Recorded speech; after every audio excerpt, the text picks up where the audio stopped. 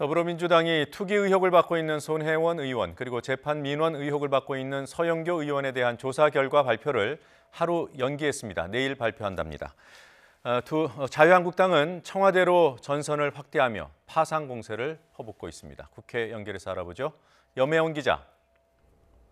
네, 국회입니다. 네, 원래 오늘 오전에 발표를 한다고 했는데요. 연기 이유가 뭡니까? 네, 민주당은 조사가 더 필요한 부분이 있다며 발표를 내일로 미뤘습니다. 어제부터 진상조사에 착수했던 민주당은 오늘 최종 절차로 손혜원, 서영교 두 의원의 해명을 들었는데요. 이 과정에서 두 의원이 억울하다며 추가 소명을 했고 이에 대한 검토가 필요하다고 판단했다는 설명입니다. 다만 논란이 증폭되고 있는 만큼 내일 최고위원 회의에서 바로 결정을 내릴 것으로 보입니다. 서영교, 손혜원 의원에 대해서는 당 사무처에서 사실관계 확인과 진상조사를 하고 있습니다. 시간이 많이 걸리지 않도록 이번 주 내에 이 문제를 마무리하도록. 하지만 결과적으로 당 차원의 징계보다는 두 의원이 당직을 내려놓는 수준에서 마무리될 것이라는 전망이 우세한 상황입니다. 네, 그러니까 두 의원의 해명을 당에서 좀 더 신중하게 검토해 보겠다 이런 뜻인 것 같습니다. 구체적으로 당사자들은 어떤 해명을 내놨습니까? 네, 손혜원 의원의 경우 특히 투기가 아니라는 점에 대해서 집중적으로 해명하고 있는데요.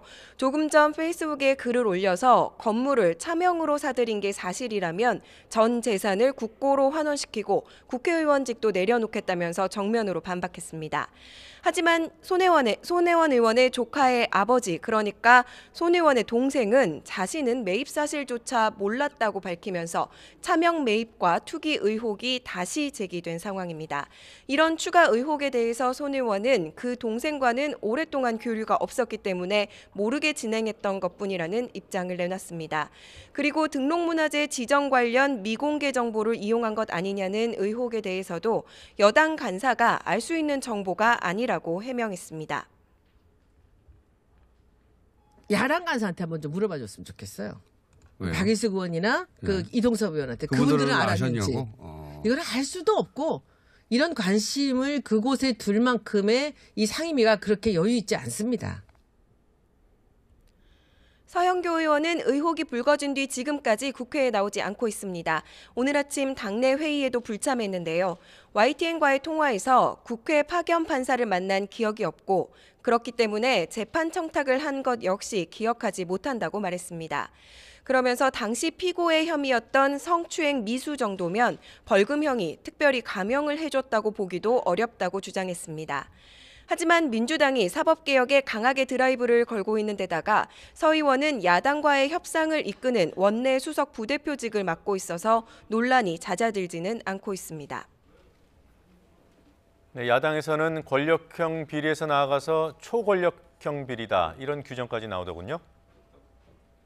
네, 그렇습니다. 제1야당인 자유한국당은 손혜원 의원과 관련된 의혹을 초권력형 비리로 규정했습니다. 손 의원이 김정숙 여사와 친구라는 점을 부각하면서 결국 친문 실세가 지위를 이용해서 사익을 추구한 것이 이번 사건의 핵심이라고 목소리를 높였습니다.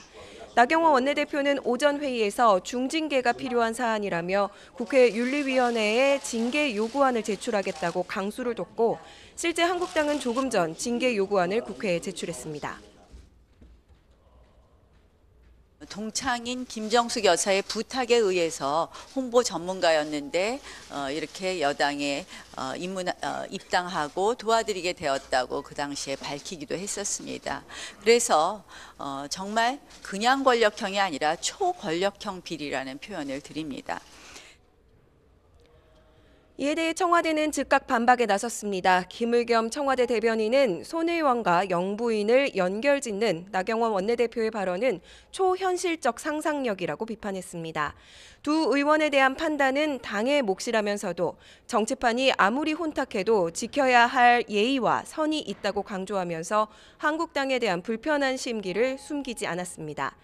바른미래당의 공세도 매섭습니다. 오신환 의원은 서영교 의원이 피해자가 아닌 성추행 혐의를 받는 피의자 편을 들어놓고 억울한 사연을 대신 전해줬을 뿐이라고 해명하는 것은 옳지 않다고 지적했습니다.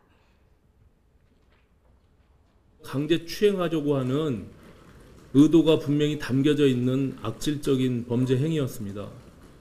그것을 인권 옹호자로 대변하는 것은 전혀 말이 안 된다는 말씀을 드립니다.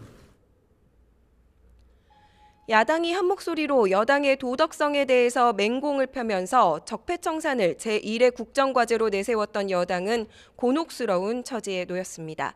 지금까지 국회에서 YTN 염혜원입니다.